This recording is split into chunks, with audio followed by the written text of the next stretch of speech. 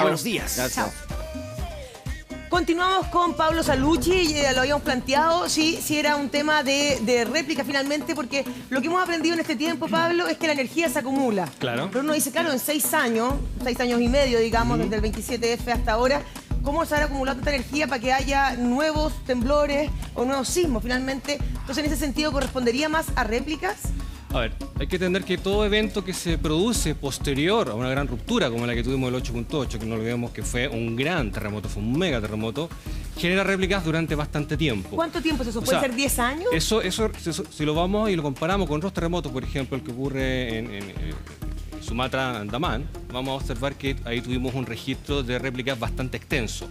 Esto podría corresponder a una réplica tardía, ¿ya? Eso obviamente corresponde corroborarlo por los organismos oficiales, pero tiene las características ya que se produce dentro de la misma zona de ruptura donde se genera el afamado 27F, ya que todos conocemos. Entonces podríamos estar, de hecho, monitoreando la situación de lo que ocurre en los próximos días. ¿Y lo que pasó ahora en Concepción o en la octava región fue como superficial o fue...? Sí, fue bastante superficial. Corresponde, el registro indica una profundidad de 14 kilómetros. Por eso se sintió fuerte. Lo que indica que fue tan intenso en Concepción. De hecho, la gente en Concepción indica que fue fuertísimo. Pero, Pablo, como ellos eso indicaría la profundidad que no tiene relación con lo que pasó en 2010, en febrero.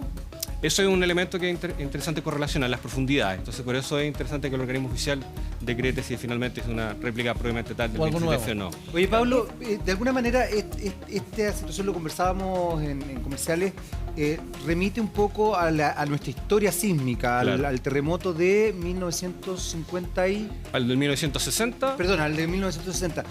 Sin ánimo de llamar al pánico, ni nada por el estilo, ¿uno podría repetir esto ya que tienen similitudes con lo que ocurrió en ese momento? Ahora, el 21 de mayo de 1960, claro, tuvimos un fuerte terremoto en Concepción que después también se traslada de alguna manera a una situación importante en Valdivia, es el 22 de mayo. Ahora, si uno genera o analiza desde el punto de vista de lo que es la gestión del riesgo, siempre cuando un evento ocurrió antes te puede volver a ocurrir. ¿Ya? Hemos tenido sismos en nuestro registro histórico que parten con una serie de eventos de menor magnitud y que después terminan generando un evento mayor. Eso es un tema que se debe monitorear siempre, permanentemente, particularmente con las características sísmicas que tiene nuestro país, ¿ya? Eso es un caso en específico, en el caso Concepción. El caso de 1985 también tuvimos un evento que parte con una serie de sismos antes de que venga finalmente el evento principal. Profesor, pero podríamos hablar que esta zona ahí en la región del Biobío es más propensa quizás a este tipo de enjambres sísmicos. O sea, Concepción no es más propensa que el resto de nuestro país, porque justamente estamos frente a una, no olvidemos, la placa más activa del mundo que se desplaza a 7 centímetros por año, lo que va generando una gran acumulación de energía en esta falla que se produce frente a las costas de Chile. La placa Nazca nos da un registro muy potente desde el punto de vista de los grandes megaterremotos que hemos tenido en nuestro país. Por lo tanto, Concepción, si bien tiene un registro importante, ya no es de alguna manera más vulnerable o más propensa que el resto de nuestro territorio. Pablo, sí tiene una larga data importante.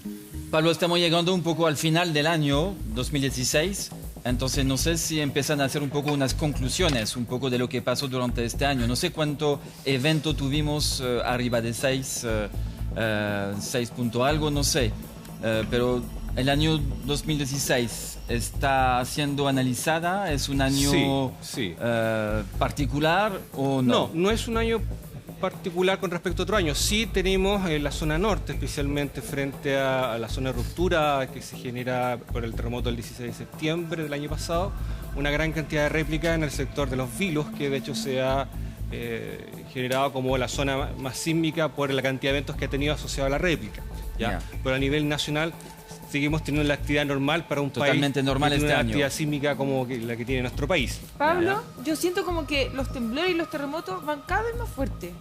¿Sí o no? ¿Eso es así geográficamente? ¿Es así? ¿O cada vez más seguido? Porque antes como que uno se acordaba del de Valdivia, qué sé yo, y como que todos tenían harta diferencia de años, digamos. Ahora como que cada cierto tiempo tiembla fuerte o es casi terremoto. ¿Vamos a empeorar? No es que es la situación normal. O sea, la gente ha preguntado mucho. Lo que tú estás planteando es una pregunta bastante recurrente de los alumnos o de la gente en la calle. Dice, pareciera que temblara más que antes. No tiembla más que antes. Si uno se va al registro histórico, tenemos una situación normal. Tenemos mayor información, Lo que probablemente. pasa es que, claro, estamos Mejores con dos herramientas, circunstancias sí. que son bien particulares. Primero, estamos monitoreando más, o sea, tenemos mayor instrumental para monitorear. Tenemos una población que también está más atenta y tenemos también más zonas pobladas, por lo tanto la gente está más Claro. sensible a ciertos eventos. Ahora, el evento particular que hemos tenido, porque tenemos 2010, 2015, también, no olvidemos, el 1 de abril de 2014 en Iquique, vimos un momento que, claro, parecía ser que tuviéramos sismos mucho más seguidos. Algunos autores plantean que los grandes sismos vienen en oleadas, ¿ya? Y tal vez podría ser este caso lo que estamos observando, pero a nivel del registro sísmico histórico estamos en lo normal. Pablo, Ok, yo sé que se ha insistido, y hoy día en la mañana de hecho lo comentaba Iván, que no tiene nada que ver el calor, pero mucha uno dice verano y como que uno tiene la sensación de que Verano tiembla más. O sea, verano pasó, se mueve. estuvimos acá el viernes que hacía calor y tembló, se sintió acá fuerte Sí. dentro del canal. Ahora lo que pasó en la 8ª región, Sí. el 27F fue en febrero, en pleno febrero. Entonces, hay una relación porque es como, o es siempre una coincidencia, porque los terremotos, no sé, el 60 y todo fueron en invierno o también fueron así como... No, el terremoto del 60 fue en mayo. ¿Ya? ¿Ya?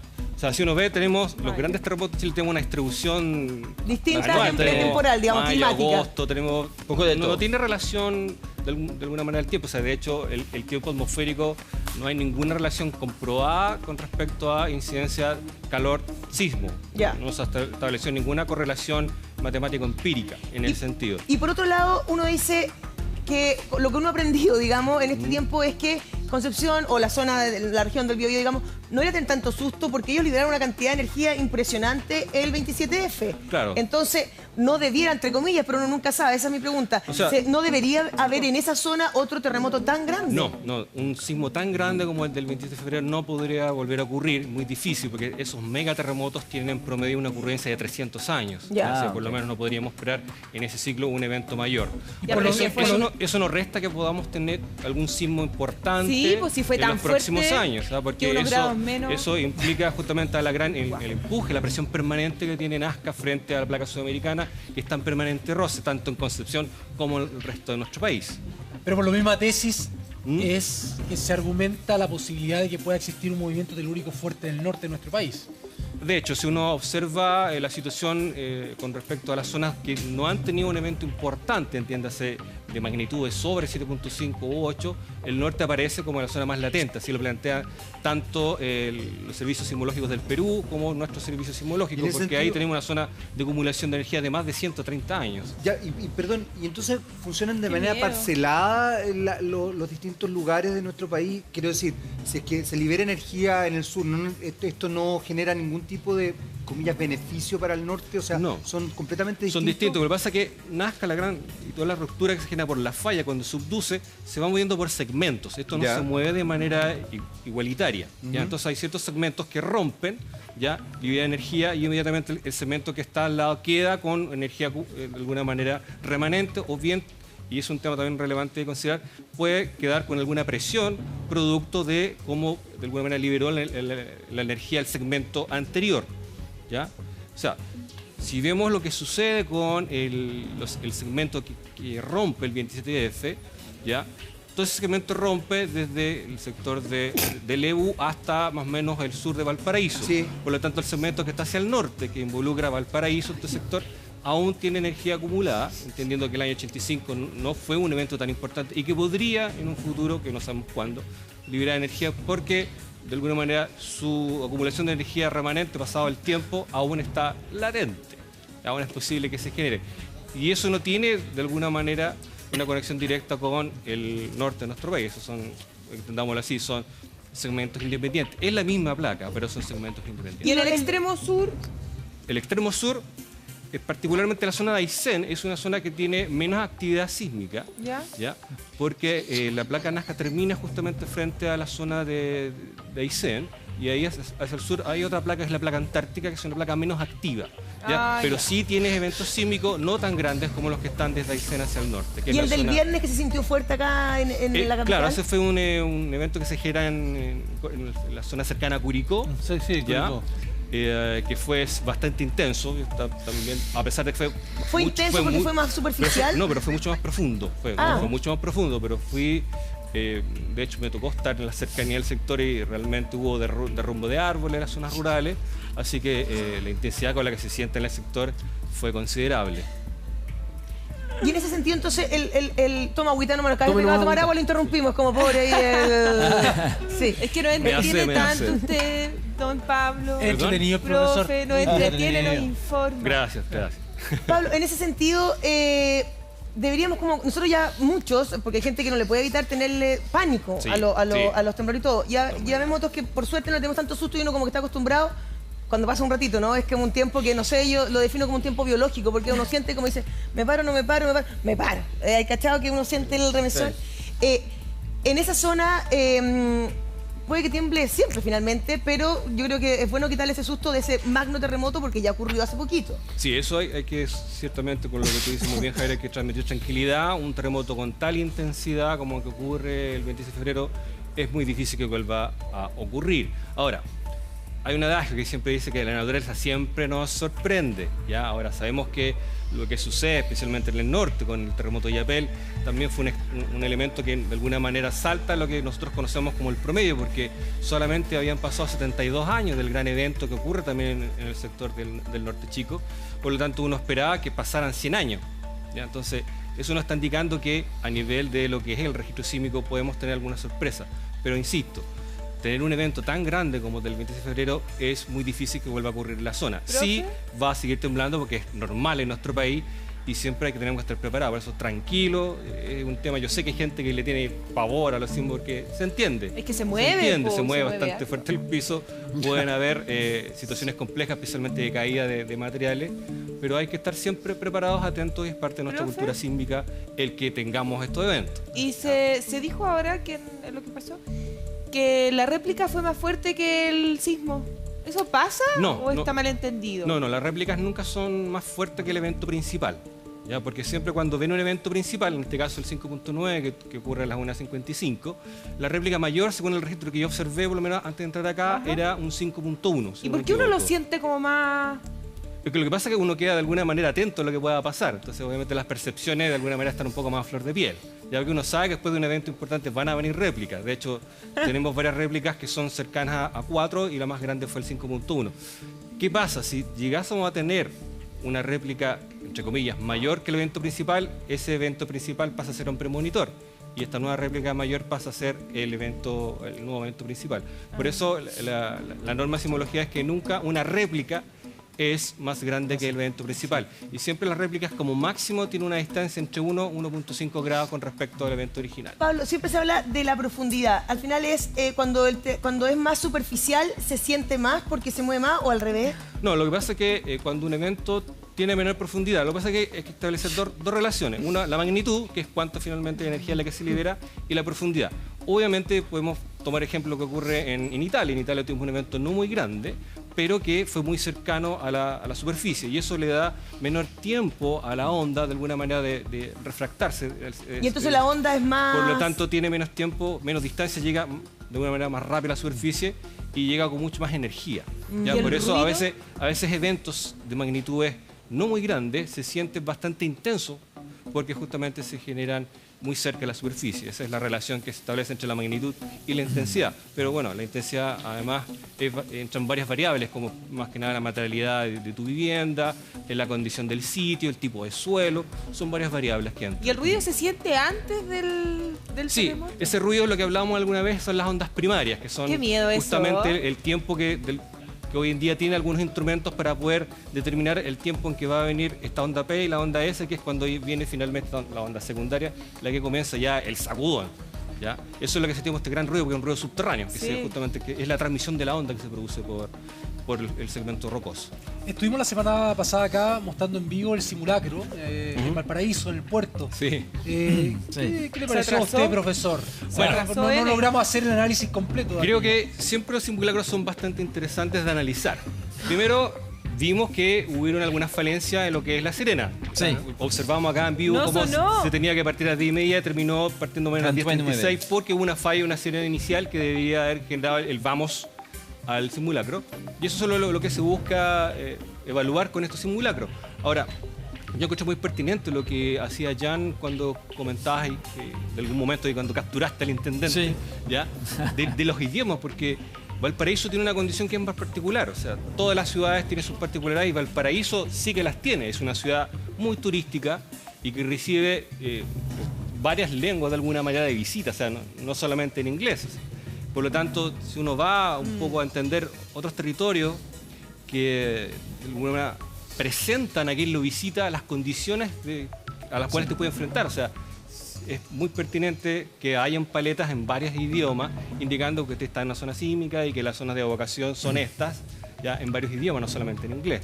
Yo creo que son temas que aún se deben de alguna manera integrar a nuestro sistema de prevención. Y de hecho paso el dato, en enero hay una bienal de diseño justamente que se llama Diseño en Emergencia, que se va a hacer acá en Santiago. Yo pude ver algunos de los trabajos previos que hicieron los alumnos y creo que hay muy buen material que se viene con respecto a lo que es cómo podemos mejorar nuestro sistema de emergencia a partir de la señalética y otros elementos post-emergencia como duchas portátiles, casas transportables, en fin, hay varios elementos que salen de distintas tesis que se gatillan justamente después del 27F porque el tema se torna muy relevante, particularmente para todas las escuelas que tienen que ver algo con el diseño o el diseño de infraestructura post-emergencia.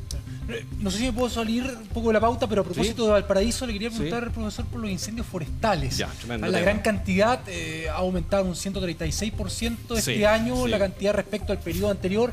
En Valparaíso, específicamente, un 228% la cantidad de incendios forestales que ha afectado principalmente a esa zona. Si uno va al registro de los incendios, veníamos, por lo menos en el periodo 2014-2015, en una disminución de la cantidad de episodios, ¿ya? Pero ahora nuevamente están volviendo a aumentar, un tema que preocupa, particularmente en Valparaíso porque tiene una condición muy especial. En los lumajes ya tenemos un tema de cubierta vegetal que siempre es inflamable, tiene una alta estructura de inflamabilidad dado el escenario de sequía en el que estamos circunscritos hoy en día. Entonces, y ahí sí que influye los calores que estamos teniendo, que no son tan habituales quizás en esta época. Claro, comentábamos con Iván en comerciales, o sea, 29 grados en el sector de la Quinta Costa no es normal. Realmente un registro, de hecho, si no me equivoco, usted me corrige, don Iván, que es el mayor registro en 20 años, entonces es un tema importante. La Armada tiene hasta 20 años registrados, Perfecto. El resto todavía se está en estudio, así que por lo menos hace 20 años que no se da esa temperatura y el récord lo constituye el año 1945 o 47, por ahí puedo fallar, con 36 grados allá 36, en la costa, pero eso fue hace muchos años. Así que al menos durante 20 años no hemos tenido una temperatura tan alta en la costa. Y la costa lo habitual son 20, 22 grados en esta época, no más que eso, entre 18 y 22 como mucho. Pero la verdad que esto escapó, porque estamos hablando de 30 grados o más incluso en Viña del Mar y 29.5 que fue la máxima registrada oficialmente en el borde costero, Iván, a orilla de mar. Pero también ahí influyó y salió también en varios medios y todo, que también se pronosticaba que podía haber más incendios por el tema del viento, que no estamos acostumbrados quizás a tanto viento en esa zona, o es lo normal. Lo que pasa es que en esta época y el verano también está el surazo, que es cuando la alta presión toma una cierta orientación con su eje, y eso provoca vientos muy fuertes. El surazo es un viento fuerte y que te da una sensación de, si tienes 20 grados, de mucho menos temperatura. Perfecto.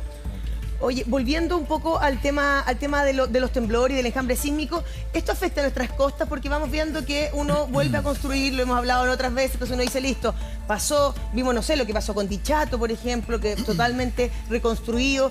Esto por mucho que aclarando, digamos, que a lo mejor lo más probable es que no venga un mega evento, porque ya ocurrió hace poquito, estos microsismos que igual se sientan, digamos, ¿van afectando nuestras costas?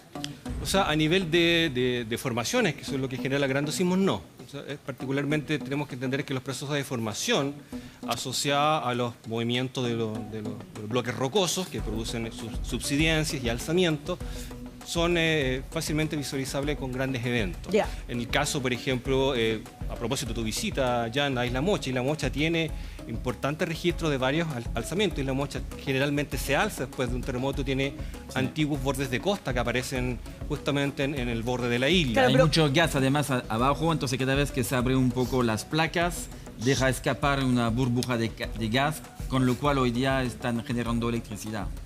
Claro, eso es un buen uso sustentable de un recurso que tienen en esa zona. La isla entera vive hoy día gracias al gas que se escapa. Sí, Sí, 620 ¿no? personas que viven gracias al gas natural. Oye, bajo el mar. En las redes sociales nos mandan saludos y dicen que es el único canal que está hablando de los temblores en Concepción. Muchas gracias por eso y quiero decirles que se sintió muy fuerte. Y creo que mínimo 6.5 o 7. Sí. Sí, yo también observé en las redes sociales que la gente como que un poco decía, no creo que sea esa la magnitud. Pero claro, hay que aclarar que una cosa es la magnitud, es cuánta energía se libera, ¿ya? Y cómo tú lo percibes. Y acá justamente influye el tema de la profundidad. Mi pregunta iba en el tema de las costas, perdón, es que era eso, que en el fondo, por mucho que sean chiquititos, de 6 o 6 un poquito, no va a afectar, aunque sean seguidos, digamos, y sean varios. No, pues o sea, un sismo que nosotros lo conocemos de mediana intensidad, como el que se define hoy en día en un poco nuestra cultura, no produce mayores deformaciones a nivel de topografía. Ya. Sí, obviamente hay gente que me tocó ver en el evento de Curicó que hubo varios derrumbes de árboles, o sea, hubo finalmente efectos sobre algunas estructuras arbóreas, especialmente aquellos árboles que tienen alguna edad y que tienen algún estado más bien de complejidad desde el punto de vista de su vitalidad, que pueden finalmente desprenderse y bloquear los caminos. Ya, pero a nivel de topografía estos eventos no generan deformaciones corticales, ¿sí? ¿Las playas no tienden a disminuir un poco? No, con estos eventos no es lo suficiente, por ejemplo, para generar micro tsunami o algún movimiento mayor de la costa, porque finalmente la marea está influenciada por la dinámica de la luna y los movimientos de rotación. Ni siquiera el hecho que sean tantos movimientos sísmicos tan seguidos. No producen mayores cambios en nuestra geografía. Sí, los grandes eventos. Que se necesita una mayor energía para romper la estabilidad, entre comillas.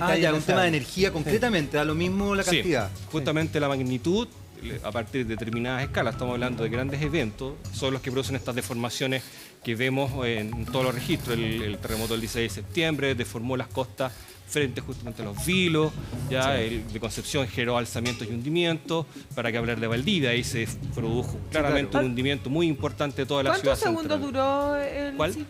El que vivimos ahora en Concepción.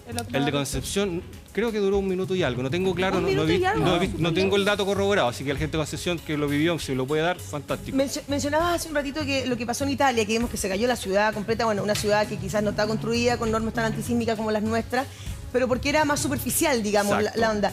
Nosotros en general también podemos quedarnos tranquilos que hoy no es azaroso, en el fondo, que nuestros terremotos y nuestros temblores son más profundos, entonces generalmente la ciudad sigue en pie. Hemos visto casos, pero la mayoría de la ciudad, para el 8.5 que vivimos, digamos, la ciudad quedó súper bien. O sea, hay que distinguir que nosotros tenemos todos los tipos de terremotos que existen en el mundo, o sea, depende del terremoto. Porque nosotros... Pero estamos liberados de los más superficiales, digamos. No estamos de alguna manera tan liberados, porque tenemos un caso que es muy concreto, el terremoto de Chillán de 1939, que justamente no es un terremoto por subducción, sino que es un sismo que se produce intraplaca, o sea, dentro de la placa, no en la zona de roce entre la placa de Nazca y la Sudamérica, sino que se produce dentro. Eso es un terremoto muy intenso y que dejó prácticamente Chillán en el suelo. Y lamentablemente tiene una gran cantidad de víctimas porque se produce una hora muy compleja, o sea, se produjo un día domingo a las 11 de la noche. Y cuando esencialmente la norma de construcción todavía no era lo que tenemos hoy en día. En esa época era esencialmente predominada el adobe, y no era un adobe reforzado. O sea, después de varios eventos, particularmente del de Talca o específicamente del de Valdivia, empezamos de alguna manera a tener una norma mucho más sismoresistente. Otro tema es que hay que entender las características del sitio. ¿A qué me refiero con esto? A las características del suelo. Sabemos hoy en día que el suelo importa mucho, la calidad del suelo.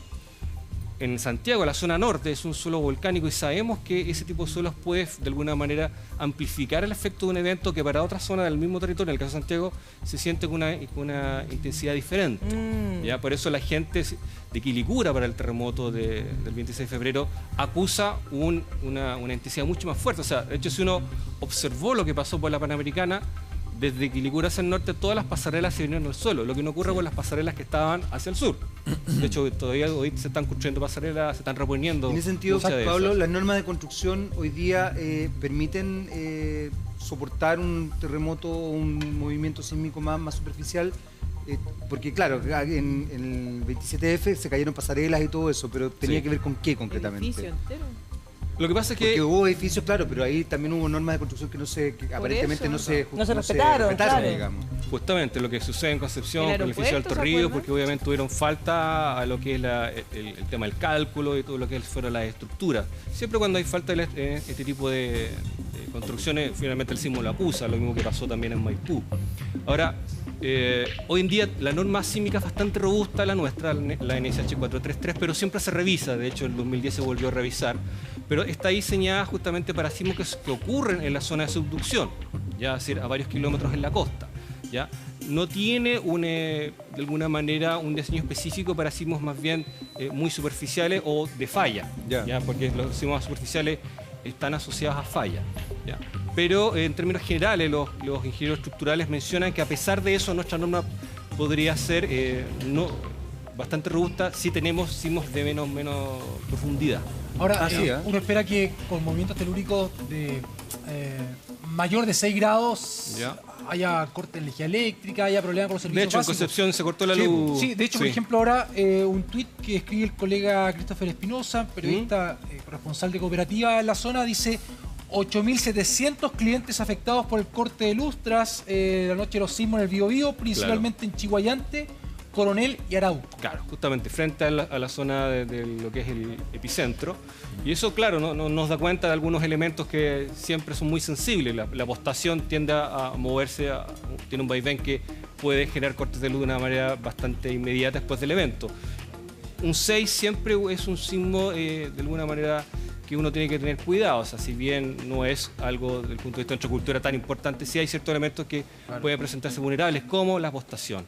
Y está dando cuenta. Y también algunos, como mencionaba recién, algunas caídas de ramas pueden generar también cortes de luz en zonas cercanas. Estar sin luz es lo que más asustan a la gente de Siempre, Chihuahua. porque de hecho uno depende de la luz para tantas cosas en la vida diaria, especialmente la comunicación. Porque de hecho los medios oficiales hoy en día todos son a través de internet, a través de la televisión, y por eso siempre es recomendable el kit de emergencia radio a pilas. Y eso es importante tenerlo al ladito. Yo tengo una radio de emergencia. Con generador, claro, con un dínamo. Sí, son buenos sistemas. Por eso, esto un poco para que todos revisemos cómo está nuestro kit de emergencia, porque si nos cortó la luz. Con pijama. Dormir con pijama.